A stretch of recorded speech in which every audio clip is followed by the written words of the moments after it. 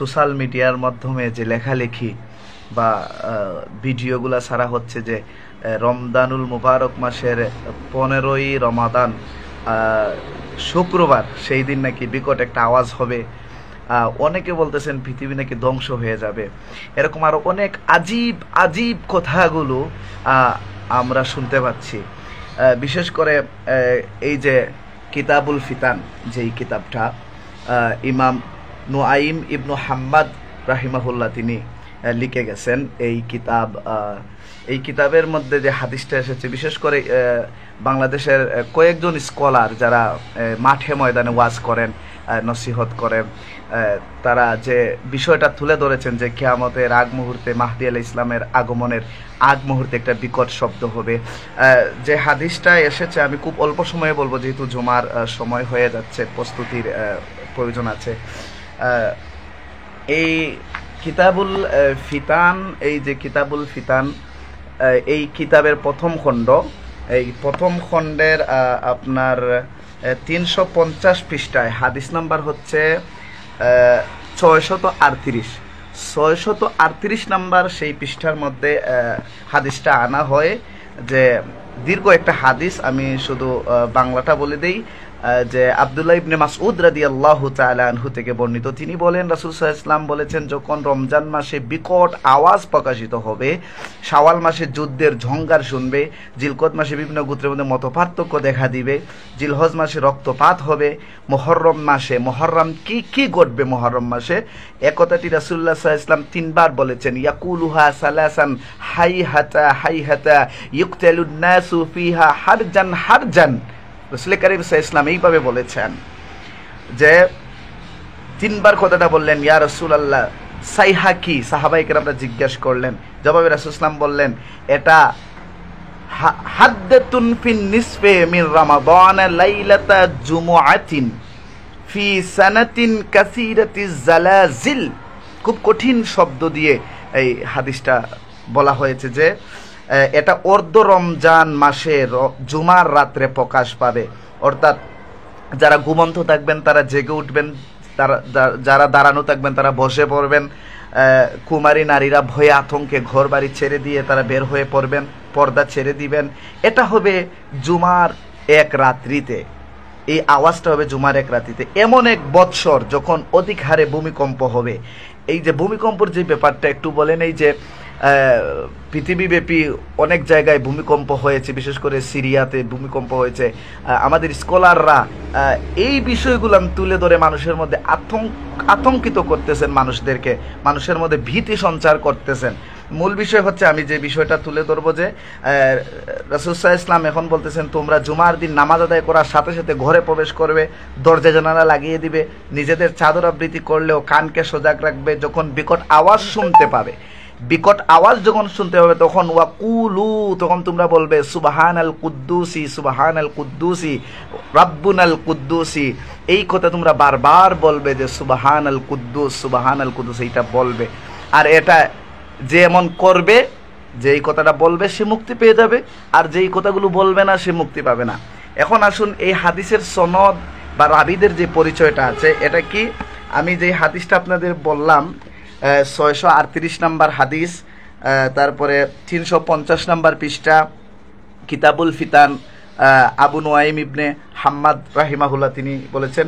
কিন্তু এখান থেকে একটা ঠিকা দেয়া আছে, এই যে 647 নাম্বার, এই 647 নাম্বারের মধ্যে যদি আমরা যাই, তাহলে আসেন, এই যে 647 নাম্বারের মধ্যে আছে, এখানে স্পষ্টভাবে লেখা আছে জাল, মানে এই হাদিসটা হচ্ছে জাল হাদিস। শুধু তাই নয়, সনদে 4 জন বর্ণনাকারীর ব্যাপারে মুহাদ্দিসিনে কেরামের জারাহ রয়েছে। এরপরে ইবনুল লাহিয়া, তার দুর্বলতার ব্যাপারে মুহাদ্দিসগণ একমত। আব্দুল ওয়াহাব ইবনুল হুসাইন মাজহুল, তার ব্যাপারেও দ্বিমত আছে। মোহাম্মদ ইবনু সামিত আল বুনানি, ইমাম আবু দাউদ তাকে দুর্বল বলেছেন, আবু হাইতিম তাকে মুনকারুল হাদিস বলেছেন, অর্থাৎ হাদিসের অস্বীকারী বলেছেন। গারিস আল হামদানির ব্যাপারে মিথ্যাবাদী তার অভিযোগ রয়েছে।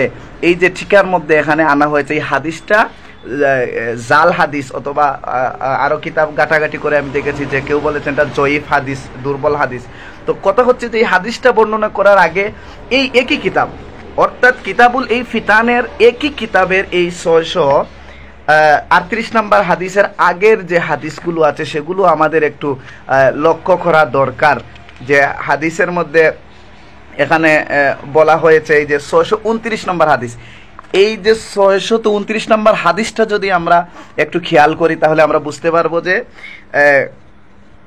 রাসূল করিম সাল্লাল্লাহু আলাইহি ওয়াসাল্লাম যে হাদিসটা বর্ণনা করতেছেন, ইয়াতিয়া আলাল মুসলিমিনা জামানুন ইয়াকুনু মিনহু সাউতুন ফি রমাদান ওয়া ফি শাওয়ালিন তাকুনু মাহমাহাতুন ওয়া ফি জিল কাদাতি তানহাজু ফিহাল কাবাইলু ইলা কাবাইলিহা ওয়া যুল হিজ্জা ইউনহাবু ফিহিল হাজ্জু ওয়াল মুহাররামু ওয়া মাল মুহাররাম। যে আবু সাঈদ ইবনুল মুসাইয়িব রাদিয়াল্লাহু তাআলা থেকে বর্ণিত, তিনি বলেন মুসলমানদের কাছে এমন এক যুগ আসবে যখন রমজান মাসে একটা বিকট সাউথ একটা আওয়াজ হবে, একটা সাউন্ড হবে, যেই সাউন্ডটা খুব বিকট আকার ধারণ করবে। শাওয়াল মাসের গুরুত্বপূর্ণ বিষয়গুলা আবির্ভাব হবে। জিলকদ মাসে এক গোত্রের লোকজন অন্য গোত্রের উপর হামলা করবে। জিলহজ মাসে বিষয়টা দেখেন, এই আগের যে মানুষের মধ্যে আতঙ্ক সৃষ্টি করার জন্য যে কথাগুলা প্রচার করা হচ্ছে, হাদিসের নামে জাল হাদিস প্রচার করা হচ্ছে, আওয়াজ হবে, মানুষরা মারা যাবে, কিয়ামত সংঘটিত হয়ে যাবে, বিভিন্ন কথাবার্তা। কথা হচ্ছে এই হাদিসটা, আগের হাদিসটা আমাদের লক্ষ্য করা দরকার, যে বলা হচ্ছে যে ওয়াজুল হিজ্জাতি ইউনহাতু ফিহিল হাজ্জুন, হাজিরা জিলহজ মাসে হজ করতে আল্লাহর ঘর কাবায় চলে যাবে। হাজি সাহেবদের যাবতীয় রসদপত্র চিনিয়ে নেওয়া হবে। কথা হচ্ছে, আচ্ছা আপনারা বলেন যারা শুনতেছেন, যে এমন কি সময়টা চলে আসছে যে সময়টা হাজিদের উপর আক্রমণ করা হবে, হাজিদের যত জিনিসপত্র আছে, টাকা পয়সা বা মালামাল জিনিসপত্র সব চিনিয়ে নিয়ে যাবে, এমন কি সময়টা চলে আসছে? আমরা বলবো না, এমন সময়টা এখনো চলে আসে নাই। এখনো হাজি যারা আছেন তাদের নিরাপত্তার অনেক বিষয়গুলো আছে, নিরাপত্তা তাদেরকে দেয়া হচ্ছে। এরপরে যে আরেকটা হাদিস, যে হাদিসটা আপনাদেরকে বলতে হয়, এই গত কয়েকদিন আগে চাঁদের নিচে রমজানুল মোবারক মাসের চাঁদ উদিত হওয়ার দিকে আমরা দেখেছি যে চাঁদের নিচে একটা তারকা দেখা গিয়েছে। এই তারকা নিয়েও অনেক কথাবার্তা আমরা শুনেছি, যে এই তারকাটা উদিত হয়ে গেছে, তার মানে কিয়ামত সংঘটিত হয়ে যাবে, বিকট আওয়াজ চলে আসবে, এইভাবে বিভিন্ন কথাবার্তা আমরা শুনেছি। তবে কথা হলো যে আরেকটা হাদিস আপনাদের শোনাই, এই যে 625 নম্বর হাদিস। 625 নম্বর হাদিসের মধ্যে স্পষ্ট আল্লাহ রসুল বলতেছেন, যে ইবনু শিহাব জুহরি রহমাতুল্লাহ আলাইহি কর্তৃক বর্ণিত, তিনি বলেন যে ফি খুরুজিস সুফিয়ানি ইয়াতারা আলামাতিন ফিস সামা, যে এই হাদিসটা আর ইবনে মাসউদ রাদিয়াল্লাহু তাআলা আনহু, মাসউদ রাদিয়াল্লাহু তাআলা আনহু থেকে বর্ণিত, ইবনে মাসউদ, যে তাকুনু আলামাতুন ফি সফর, অর্থাৎ সফর মাসে কিছু আলামত প্রকাশ হবে। ওয়া ইয়াবতাদিউ নাজমুন লাহু জিনাবুন, এবং নিদর্শন পাওয়ার পর, প্রকাশিত হওয়ার পর আকাশে একটা লেজ বিশিষ্ট তারকা উদিত হবে। আকাশের মধ্যে একটা লেজ বিশিষ্ট তারকা, অর্থাৎ সাপের লেজের মতো একটা তারকা উদিত হবে। আমরা এখন পর্যন্ত আকাশের মধ্যে লেজের মতো তারকা এখনো আমরা দেখতে পাই নাই। এরপরে 626 নম্বর হাদিস যদি আমরা দেখি, সেখানের মধ্যে বলা হয়েছে যে বর্ণনাকারী আব্দুল ওয়াহাব ইবনে বুখত রাহিমাহুল্লাহ, তিনি বলেন আমাদের কাছে সংবাদ পৌঁছেছে, রাসূল করিম সাল্লাল্লাহু আলাইহি ওয়াসাল্লাম বলেন রমজান মাসে আসমানে একটা আলামত প্রকাশ পাবে, যা হবে উজ্জ্বল একটা পিলারের ন্যায়, অর্থাৎ পশ্চিম দিকে আকাশের একটা পিলারের মতো জিনিস দেখা যাবে, যেটা কয়েকদিন পর্যন্ত থাকবে। কিন্তু আমরা তো এখনো পিলারটাও এখনো দেখি নাই, তাহলে আমরা কেন যে এই পৃথিবীতে আওয়াজ আসবে, ধ্বংস হয়ে যাবে, এটা কেন আমরা আজকে এই নিয়ে আমরা বড় আতঙ্কের মধ্যে আছি? কেন আমরা আতঙ্কের মধ্যে থাকবো? হ্যাঁ, এটা ঘটবে, এটা ঠিক আছে, তবে কখন ঘটবে, কবে ঘটবে, এর যে বিষয়গুলো আছে আমি আপনাদেরকে বলতেছি, যে হাজিরা যখন এই তাদের রসদপত্র চিনিয়ে নেওয়া হবে, হাজিরা যখন এই বিভিন্নভাবে হে প্রতিপন্ন হবেন, আকাশের মধ্যে এই তারকা উদিত হবে। এই যে জুলফি তারকা, এই জুলফি তারকাটা কিন্তু এই পূর্ব আকাশে উদিত হবে। জুলফি তারকাটা পূর্ব আকাশে উদিত হবে, সেটা আপনার পশ্চিম আকাশে উদিত হবে না, এই একটা কারণ। এরপরে আরো অনেক যে বিষয়গুলা এখানে আনা হয়, অনেক কথা আছে যে সব কথা তো সব হাদিস আপনাদেরকে এই মুহূর্তে বলা যাচ্ছে না। তবে এই যে 642 নম্বর হাদিসটা বলেই আমি শেষ করে দেই। কিতাবুল ফিতানের ইমাম নুয়াইম ইবনে হাম্মাদ রাহিমাহুল্লাহ তিনি বলতেছেন 642 নম্বর হাদিসের মধ্যে যে ওয়ালিদ ইবনু কাব রাদিয়াল্লাহু তাআলা আনহু থেকে বর্ণিত আন্নাহু ক্বাল ইয়াতলুগুন নাজমুন মিনাল মাশরিকি ক্বাবলা খুরুজিল মাহদিয়্যুন, যে ইমাম মাহদির আগমনের পূর্বে পূর্ব আকাশে জুলফি বিশিষ্ট একটা তারকা উদিত হবে। কিন্তু আমরা দেখেছি যে চাঁদের নিচে যে তারকাটা সেটা কিন্তু পশ্চিম আকাশে, আমরা সেটাকে পূর্ব আকাশে দেখি নাই, কিন্তু হাদিসের মধ্যে স্পষ্ট এসেছে যে এখানে বলা হচ্ছে জুলফি তারকাটা উদিত হবে পূর্ব আকাশে। এরপরে যে কথাটা লাহু জিনাবুন, তিনি বলেন ক্বালা ওয়া হুদ্দাস্তু আন শারিকিন আন্নাহু ক্বাল বালাগানি আন্নাহু ক্বাবলা খুরুজিল মাহদিয়া তানকাসিফু শামসু ফি শাহরি রমাদান মাররাতাইন, যে বর্ণনাকারী বলেন আমি শরীক রহমাতুল্লাহ আলাইহি থেকে বর্ণনা করেছি, তিনি বলেন আমার কাছে সংবাদ পৌঁছেছে ইমাম মাহদির আগমনের পূর্বে রমজান মাসে মোট 2 বার সূর্যগ্রহণ হবে।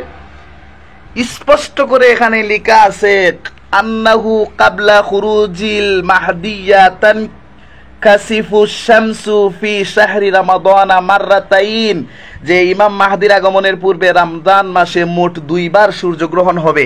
তাহলে আমাদের এমনও কিছু বক্তারা আছেন ওয়াজ নসিহতের মাঠে মানুষদেরকে বলে বেড়াচ্ছেন ইমাম মাহদি চলে আসছেন, ইমাম মাহদির আগমন ঘটে গেছে। মক্কা শরীফে একজন মানুষের হাত খাটো, যে হাত খাটো থাকার কারণে যে দেখা গেছে এই লোকটা ইমাম মাহদি বলে প্রচার করা হচ্ছে। কেন ভাই মানুষের মধ্যে এরকম বিশৃঙ্খলা ফিতনা সৃষ্টি করবেন?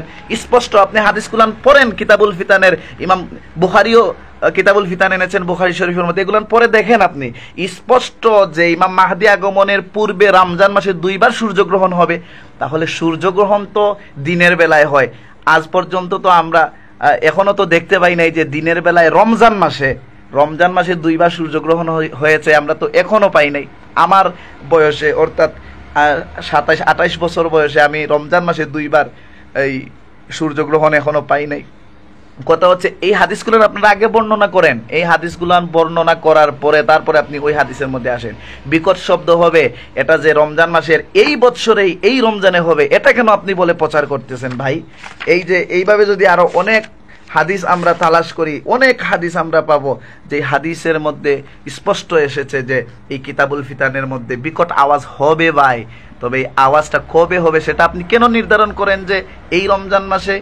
এই রমজান মাসে জুমার দিন দিয়া শুক্রবার দিয়ে আমরা রমজান শুরু করেছি এবং মধ্য রমজান আবার শুক্রবার, এই জন্যে এই বিকট শব্দ হবে। যদি এরকম হতো তাহলে এখন কতটুকু হাস্যকর ব্যাপার যে আমাদের আজকে শুক্রবার কিন্তু বিশ্বের অন্যান্য দেশে আজকে বৃহস্পতিবার, অন্যান্য দেশে আজকে শনিবার হয়ে গেছে, শুক্রবার অতিবাহিত হয়ে গেছে। তাহলে কি সেখানে বিকট আওয়াজ হলো না, আর বাংলাদেশেই হবে? কত বুকা আমরা! আল্লাহ আমাদের সবাইকে হেফাজত করুক আর হেফাজতে রাখুক। সকলকে আবার আন্তরিক মুবারকবাদ জানিয়ে